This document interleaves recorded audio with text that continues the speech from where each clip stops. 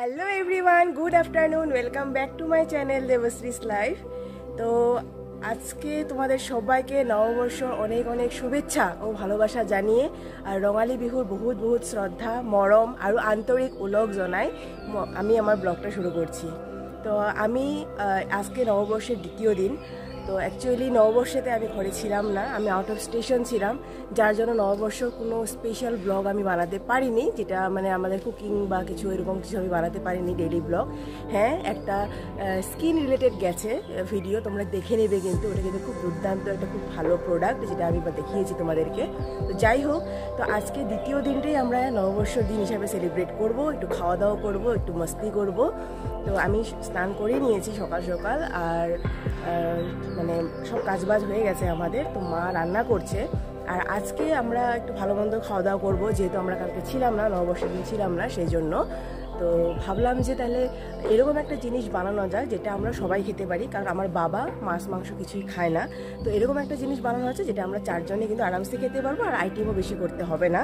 তো যেটা আমাদের ফ্যামিলির সবার প্রিয়, সেটা হলো ফ্রাইড রাইস আর পনির।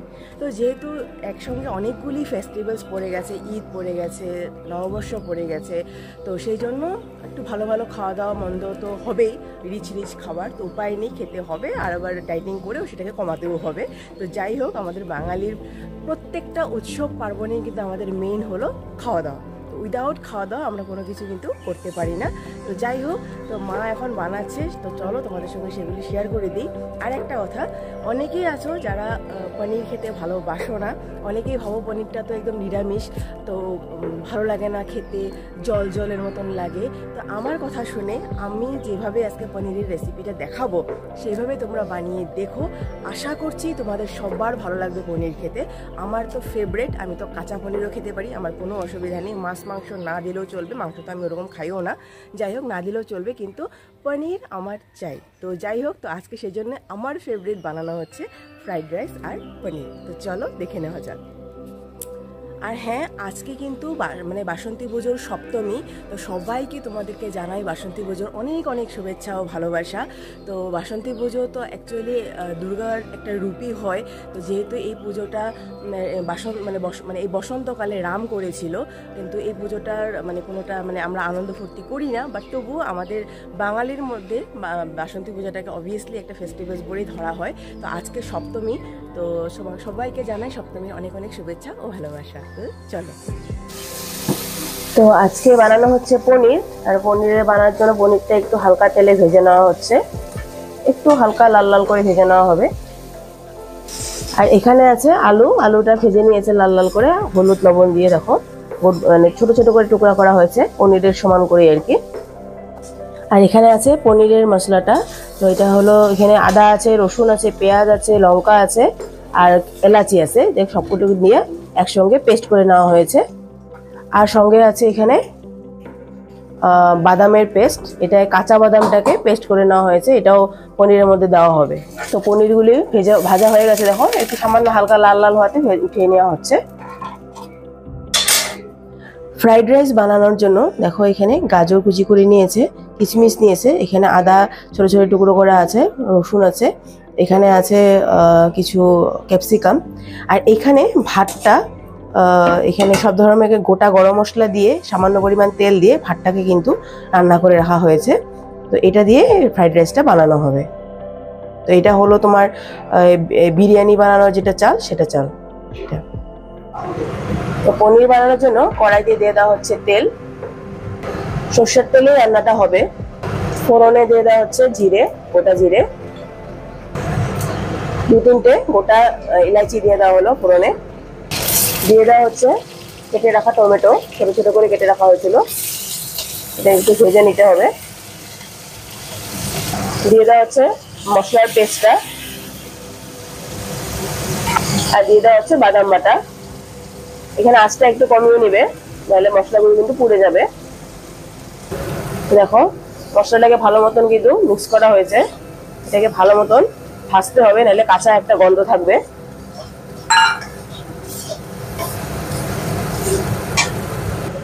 সামান্য পরিমাণ জল দিয়ে ভালো মতন মশলাটাকে ভাজা হচ্ছে।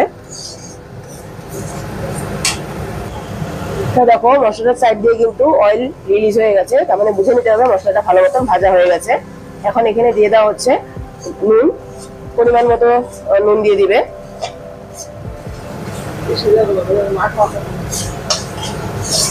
যে যেরকম গ্রেভি রাখবে সেই হিসাবে নুনটা দিতে হবে। আর পনির টনির গুলি একটু শুকনো শুকনো মাখা মাখা বেশি ভালো লাগে, বেশি গ্রেভি হলে ভালো লাগে না। দিয়ে দেওয়া হচ্ছে হলুদ,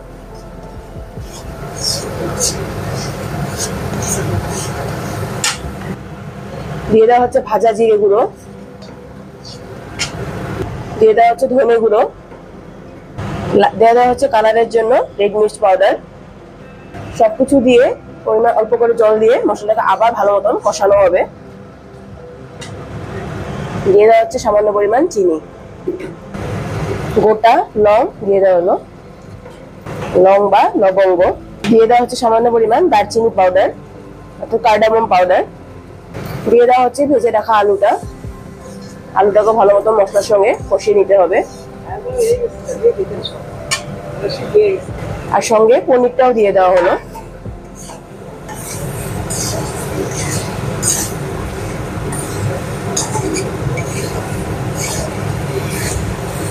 এবার পনির আলুর সঙ্গে ভালো মতন মশলাটাকে কষিয়ে নিতে হবে।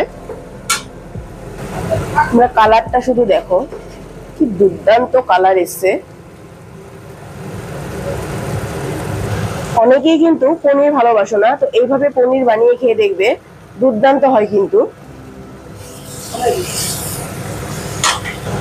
দেখো চারিদিক দিয়ে কিন্তু তেলটা বেরিয়ে গেছে, তো পুরো মশলা কিন্তু খুব ভালো মতন কষানো হয়ে গেছে। দিয়ে দেওয়া হচ্ছে জল।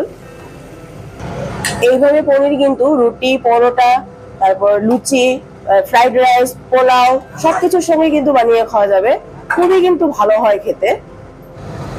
তো ফ্রাইড রাইস বানানোর জন্য কড়াইতে দিয়ে দেওয়া হচ্ছে সাদা তেল, সঙ্গে দেওয়া হচ্ছে ঘি 2 চামচ পরিমাণ, দিয়ে দেওয়া হচ্ছে কুচিয়ে রাখা গাজর, সঙ্গে কুচিয়ে রাখা ক্যাপসিকাম একটু একসঙ্গে দিয়ে দেওয়া হলো। আর কিসমিসটা দিয়ে দেওয়া হলো। এবার এগুলোকে একটু হালকা ফ্রাই করে নিতে হবে। দিয়ে দেওয়া হচ্ছে নুন,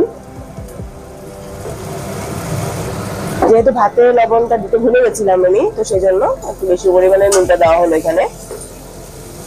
তোমরা ভাতটা বয়েল করার সময় কিন্তু নুনটা দিয়ে দিবে, তাহলে বেশি ভালো হয়। আমি আজকে ভুলে গেছিলাম তাড়াহুড়োতে। দিয়ে দেওয়া হলো গ্রিন মটর, বেশ কালারফুল হয়েছে কিন্তু না। দিয়ে দেওয়া হলো থেতো করে রাখা আদা,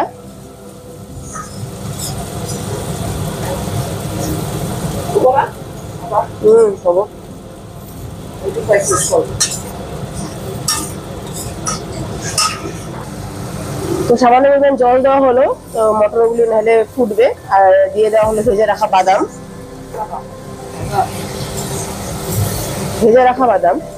তো এখন এই সবগুলিকে একটু ভালো মতন এইভাবে ভেজে নিতে হবে। দুটো পাখি আছে, শালিক পাখি, তার জন্য ভাত একটু, ওরা তো তেল দিয়ে বেশি খাওয়ানো যায় না, তো একটু সামান্য পরিমাণ দিয়ে মেখে রাখা হয়েছে। দিয়ে দেওয়া হচ্ছে সামান্য পরিমাণ হলুদ, একদম অল্প পরিমাণ কিন্তু হলুদ। দিয়ে দেওয়া হচ্ছে বেশ খানিক পরিমাণ কিন্তু চিনি, যেহেতু ফ্রাইড রাইস মিষ্টি মিষ্টি হবে, তো বেশ খানিক পরিমাণ চিনি দেওয়া হচ্ছে। দিয়ে দেওয়া হচ্ছে দারচিনি পাউডার, আগে ভাতের সঙ্গে তো গোটা গরম মশলা দেওয়াই আছে, এখানেও দেওয়া হচ্ছে আবার। দিয়ে দেওয়া হলো ইলাইচি পাউডার। তো দেখো কালারটা কিন্তু অনেকটা চেঞ্জ হয়ে গেছে, অনেকটা না পুরোটাই চেঞ্জ হয়ে গেছে, পুরো ভাজা হয়ে গেছে কিন্তু। আর চিনি দেওয়াতে অনেকটা পরিমাণ রস বেরিয়ে গেছে। সিমটাকে মিডিয়াম করে দেওয়া হলো, সরি লো করে দেওয়া হলো। তো এখন এখানে দিয়ে দেওয়া হচ্ছে ভাতটা। তো দেখো ভাতটা দিয়ে কিন্তু ভালো মতন মিক্স করে নেওয়া হয়েছে, একটা কালারও এসে সুন্দর। তো হয়ে গেছে আমাদের ফ্রাইড রাইস রেডি। এখন তো বাস খেয়ে নিলেই হলো। যাই, খুব সুন্দর কিন্তু একটা অ্যারোমা বেরিয়েছে। তো এইভাবেও তোমরা খুব সহজে কিন্তু ফ্রাইড রাইস বানিয়ে নিতে পারো। দেখো তো খাওয়া দাওয়া হয়ে গেছে, আর আমি এখন যাচ্ছি একটু পার্লারে। তো যেহেতু ছিলাম না বাড়িতে, তো নিজের তো কোনো কিছু গ্রুমিং করা হয়নি। তো হ্যাঁ, আমি পার্লারে শুধুমাত্র কিন্তু আইব্রোটাই করি, তার বাইরে আমি অন্য কোনো কিছু করি না, না ফেসিয়াল না কোনো কিছু করি। তো অনলি আমি প্রো প্লাগটাই করি, তো সেটাই করতে যাচ্ছি। তো চলো। তো এখানে দেখো কি সুন্দর বগনভিলা গাছ, বগনভিলা গাছের মধ্যে বগনভিলা পুরো ফুটে আছে, দারুণ লাগছে কিন্তু কালারটা, দুর্দান্ত লাগছে না? সেই সুন্দর গাছটা, ভালোই বড়, অনেকটা বড় গাছ।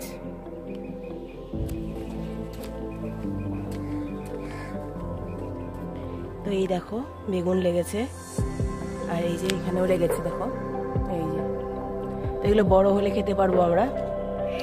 এই দেখো তোমাদেরকে দেখিয়েছিলাম আঙুর গাছটা কত ছোট, এখন কতটা বড় হয়ে গেছে দেখো, পুরো বেড়ে গেছে কিন্তু উপর দিকে, অনেকটা বড় হয়ে গেছে আঙুর গাছটা। তো এই যে আমার মায়ের তরমুজের গাছ, তো ওয়াটারমেলন খেয়ে গুটিটাকে বুনেছে এইভাবে, তো গাছ হয়েছে দেখো। তো ওয়াটারমেলন যদি লাগে তোমাদেরকে দেখাবো আমি, যদি ধরে ফল। আর এটা হলো পিঙ্ক কালারের কাঁঠালের গাছ, তো এটা গ্রাফটিং করা গাছ হয়। তো এই যে টবের মধ্যে এরকম দেওয়া আছে। তো আমাকে এরকম সাজাগোজে দেখতে পাচ্ছ, কারণ আমি কিছু শর্টস ভিডিও বানাচ্ছিলাম, যেগুলো তোমরা দেখিয়ে নিও। আমি বিহু রিলেটেড কিছু শর্টস ভিডিও বানিয়েছি।